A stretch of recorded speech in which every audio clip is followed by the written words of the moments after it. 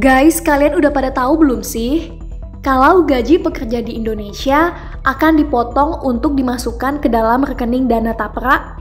Apa tuh tapera? Tapera itu singkatan dari Tabungan Perumahan Rakyat. Jadi, karena pemerintah berkomitmen agar setiap orang berhak hidup sejahtera lahir dan batin, bertempat tinggal layak, serta mendapatkan lingkungan hidup yang baik dan sehat, makanya dibentuklah Badan Pengelola Tapera. Badan Pengelola Tapera ini merupakan badan yang menghimpun dan menyediakan dana murah jangka panjang untuk pembiayaan perumahan layak huni di Indonesia. Nah, Presiden Jokowi ternyata sudah menekan peraturan pemerintah atau PP nomor 21 tahun 2024 tentang penyelenggaraan tapera. PP tersebut merupakan perubahan atas PP nomor 25 tahun 2020.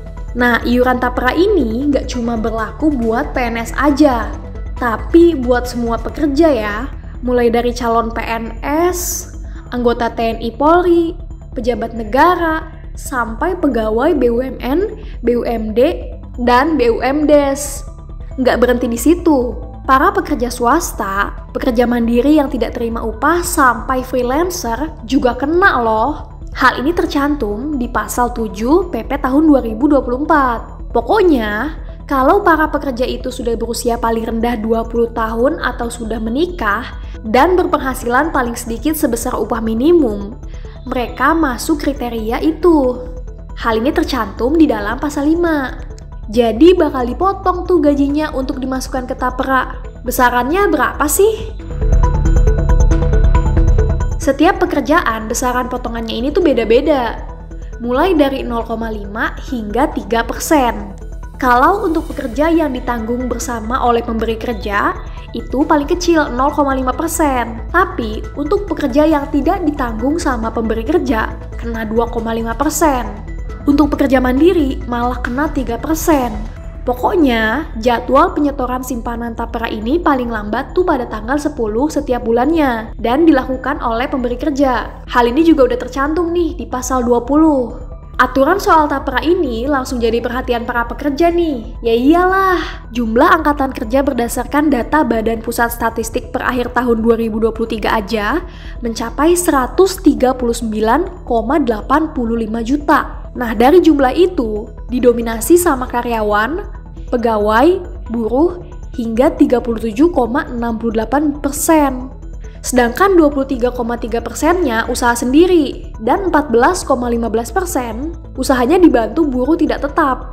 Tapi ternyata guys, cuma 3,21% yang usahanya itu dibantu sama buruh tetap loh. Jadi lebih banyak buruh tidak tetapnya. Terus apa sih yang bakal kita dapetin kalau daftar jadi peserta tapera? Ya kurang lebih ini sih, tentunya kita akan mendapatkan pemanfaatan dana tapera, lalu memperoleh nomor identitas kepesertaan dan nomor rekening individu, menerima pengembalian simpanan beserta hasil pemupukannya pada akhir masa kepesertaan, dan masih banyak lagi. Terus, itu tabungan yang kita udah tabung dari usia 20 tahun, bisa dicairkan kapan? Jadi sebenarnya dana tapera itu baru bisa dicairkan kalau kita udah nggak jadi peserta tapera lagi.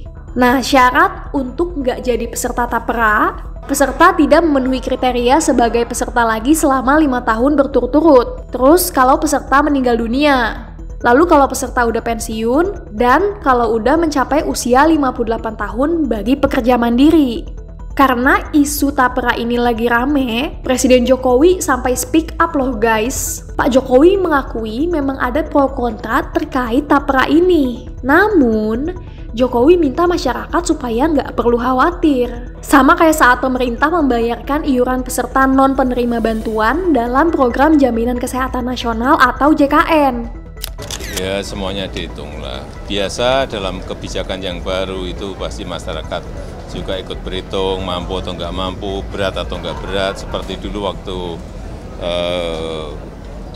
BPJS di luar yang BPI yang gratis 96 juta kan juga rame, tapi setelah berjalan kan saya kira merasakan manfaatnya bahwa rumah sakit tidak dipungut biaya, hal-hal seperti itu yang akan dirasakan setelah berjalan. Kalau belum biasanya pro dan kontra.